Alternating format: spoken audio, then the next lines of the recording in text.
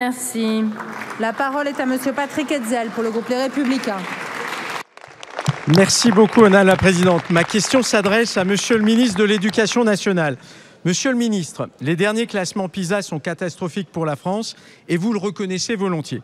Toutefois, vous avez aussi déclaré récemment que ces mauvais résultats sont de la responsabilité politique des ministres de l'Éducation nationale nommés par François Hollande.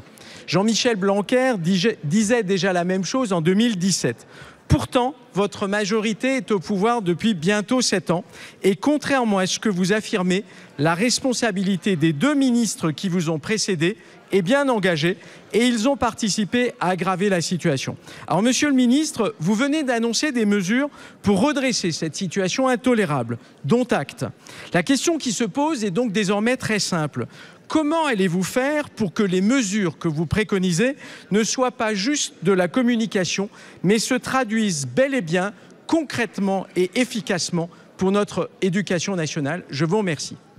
Je vous remercie, monsieur le député. La parole est à monsieur Gabriel Attal, ministre de l'Éducation nationale et de la jeunesse.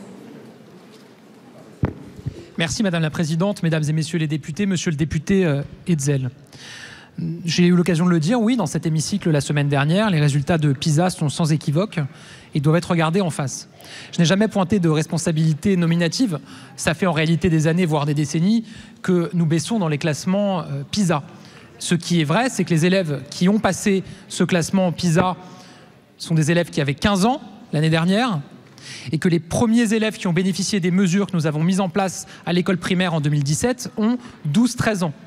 Donc les élèves qui ont passé PISA sont la dernière génération à ne pas avoir bénéficié de nos réformes de l'école primaire que nous avons mises en place depuis 2017. Et nous constatons des effets de ces mesures sur l'école primaire, puisque dans le dernier classement Pearls, publié en mai dernier, sur la lecture en CM1, la France est le seul pays à progresser, légèrement certes, mais à progresser quand même, sur le niveau de lecture en CM1, là où tous les autres pays de l'Union européenne et de l'OCDE baissent.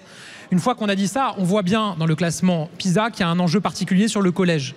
Il nous faut relancer l'ascenseur scolaire au collège avec une organisation et un investissement qui nous permettent à nouveau de faire progresser tout le monde, ce qui n'est pas le cas aujourd'hui. Moi, ce qui me frappe dans le classement PISA aussi, qui a été peut-être moins commenté, c'est que nos meilleurs baissent, et notamment en mathématiques. Or, nous avons besoin d'élever globalement le niveau en mathématiques, mais aussi d'avoir une forme d'élite scolaire en mathématiques, capable de se former ensuite pour être nos ingénieurs et nous permettre de construire notre souveraineté technologique. Vous me demandez comment est-ce que ces mesures vont se mettre en place? Elles vont se mettre en place avec l'ensemble de la chaîne hiérarchique du ministère de l'Éducation nationale et les personnels. Pour construire ces mesures, j'ai interrogé les enseignants sur le terrain.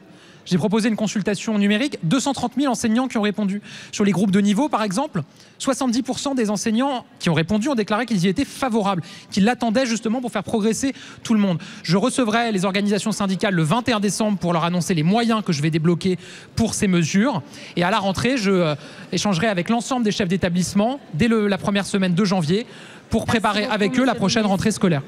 Merci beaucoup, monsieur le ministre. Monsieur Hetzel. Merci beaucoup, Madame la Présidente. Monsieur le ministre, c'est assez incroyable parce que, en fait, vous parlez de la mise en place. Il faut tout de même se rendre compte que pendant 5 ans, eh bien, monsieur Blanquer a répondu exactement la même chose. Il y avait des annonces et après, la réponse était on va mettre en place. Eh bien, 5 ans après, finalement, les résultats ont continué à se dégrader. Alors, monsieur le ministre, cessez de vous défausser sur ces questions-là. Prenez vos responsabilités. Les annonces et la communication permanente ne font pas une politique. Vous êtes effectivement dans la communication. Le problème est quand même beaucoup plus profond. Il faut passer maintenant du dire au faire et vraiment aller dans l'action. Vous serez jugé sur vos résultats, monsieur le ministre. C'est l'intérêt des élèves et du pays. Ne l'oubliez pas, nous vous attendons sur les résultats. Je vous remercie. La parole est à monsieur Paul Christophe.